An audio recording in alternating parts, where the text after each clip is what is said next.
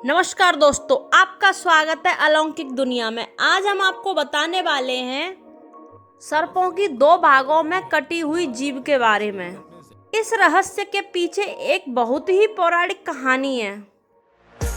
यह महाभारत में वेद व्यास द्वारा लिखी गई है। महर्षि कश्यप की 13 पत्नियां थीं। उनमें एक का नाम कद्रू था व एक का नाम विनिता था। यह दोनों सगी बहनें थीं।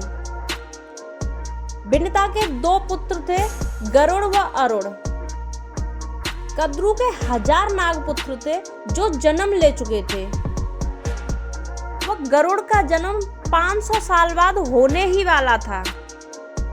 एक दिन कद्रू व विनिता बाग में बैठी थी, खुले आसमान के नीचे। तो कद्रू चाहती थी कि विनिता के पुत्र होने से पहले वह उसे दासी बना ले, ताकि गरुड़ से मेरे नागपुत्रों को कोई नुकसान ना हो। कुछ देर बाद समुद्र से एक घोड़ा निकलता हुआ दिखाई दिया। वह हवा के वेग से भी तेज दौड़ रहा था। यह सब देखकर विनिता उस घोड़े की प्रशंसा करती है कि घोड़ा हिम की तरह श्वेत है, बहुत ही प्यारा है। तो इतने में कद्रू नागमाता कहती है कि घोड़ा तो सफेद है मगर उसकी पूंछ तो काली है। विनिता बोलती है कि नहीं, तुम्हारा वहम है, पूंछ सफेद है। तो कद्रू इसी बात पर शर्त लगा लेती है और कहती है कि जो हारेगी उसे एक बात माननी पड़ेगी। कहती है फिर कल इसी समय देखने आएंगे कि पूंछ काली है या सफेद है। तो फिर कद्रू अपने नागपुत्रों से जाकर कहती है कि आप अपना आकार छोटा करके उस घोड़े की पूंछ से चिपक जाना, ताकि घोड़े की पूंछ काली दिखाई दे। यह सुनकर कुछ नाग मना कर देते हैं कि यह उचित नहीं है, हम ऐसा नहीं कर सकते। नाग माता कद्रू गुस्से में आ जाती है और अपने ही पुत्रों को श्राप दे देती है कि तुम जन्मेजय की यज्ञ में भस्म हो जाओगे। तो सारे नाग घबरा जाते हैं और माता का कहना मान लेते हैं। अगली सुबह कद्रू व विनिता समुद्र के किनारे जाते हैं तो उसी घोड़े की पूंछ काली दिखाई देती है। विनिता कुछ सोच पाती उससे पहले कद्रू बोलती है कि अब आप शर्त के मुताबिक हार गई हो तो मेरी एक बात माननी पड़ेगी, आपको मेरी दासी बनकर रहना होगा और अपने पुत्रों को यह दासित्व बनने का राज नहीं बताओगी। कुछ ही देर बाद गरुड़ का जन्म होता है। वह अत्यंत विशाल रूप में पैदा होता है। नाग व नागमाता कद्रू उन्हें अत्यंत परेशान करते हैं। गरुड़ अपनी मां पर होते हुए अपमान व अत्याचार को सहन नहीं कर पाते हैं। वह हर प्रयास करते हैं अपनी मां को दासी बंधन से मुक्त कराने के लिए। फिर अंत में वह नागों से पूछते हैं कि तुमको जो चाहिए मैं वह सब देने को तैयार हूँ, बस मेरी मां को इस दासित्व से मुक्त कर दो। तो फिर गरुड़ राज के सामने नाग एक शर्त रख देते हैं कि हमें अमृत चाहिए, वह अमृत लाकर हमें दे दो, हम आपकी मां को मुक्त कर देंगे।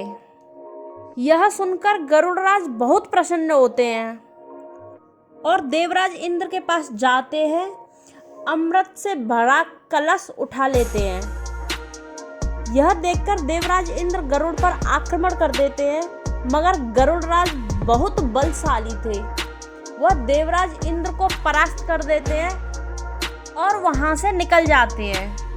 देवराज इंद्र को भगवान विष्णु का वरदान मिला हुआ था कि वह अमर हैं, इसीलिए वह फिर से जाकर फिर आक्रमण करते हैं और फिर उन्हें गरुड़ परास्त कर देते हैं। फिर देवराज इंद्र विनम्रता पूर्वक गरुड़राज से बोलते हैं कि मैं तुमसे मित्रता करना चाहता हूँ, मुझे अपने बल व पराक्रम के बारे में बताओ।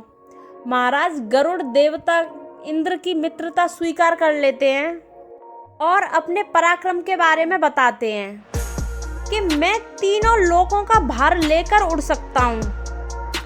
देवराज इंद्र यह सब सुनकर डर जाते हैं और पूछते हैं कि यह अमृत तुम क्यों ले जा रहे हो। तो गरुड़ अपनी मां के बारे में बताते हैं कि वह दासित्व के बंधन में कैद है, मैं उन्हें इस बंधन से मुक्ति दिलाना चाहता हूँ। तो देवराज इंद्र बोलते हैं कि नाग पूरी दुनिया पर राज करेंगे, वह अमर हो जाएंगे, सबको तहस नहस कर देंगे। मैं तुमसे अनुरोध करता हूँ कि तुम यह अमृत उन्हें ना दें। तो गरुड़ बोलता है कि मैं यह अमृत वहाँ जाकर रख दूंगा, आप वहाँ से चुपचाप जाकर ये अमृत उठा लेना। देवराज इंद्र गरुड़ से प्रसन्न होकर उसे एक वरदान मांगने को कहते हैं। तो गरुड़ बोलता है कि गरुड़ समाज का प्रिय भोजन नाग बने। देवराज इंद्र यह वरदान दे देते हैं।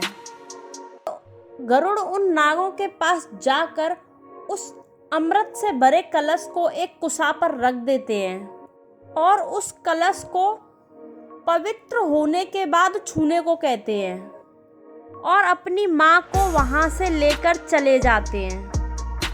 तो नाग सोचते हैं कि वह पवित्र मतलब स्नान करना है। वह स्नान करने जाते हैं। तभी उस अमृत कलश को इंद्रदेव वहाँ से ले जाते हैं। नाग स्नान करने के बाद वापस आते हैं तो वह उस कलश को वहाँ पर नहीं पाते। तो वह सोचते हैं कि शायद अमृत का एक सा अंश इस कुसा पर गिर गया हो। तो वह उस कुसा को जोर जोर से चाटने लग जाते हैं। वह कुसा तेजधार नुकीली घास से बना होता है। अमृत तो नहीं मिलता पर जीव के 2 टुकड़े जरूर हो जाते हैं। यही कारण है कि उनकी जीभ 2 भागों में बटी हुई है।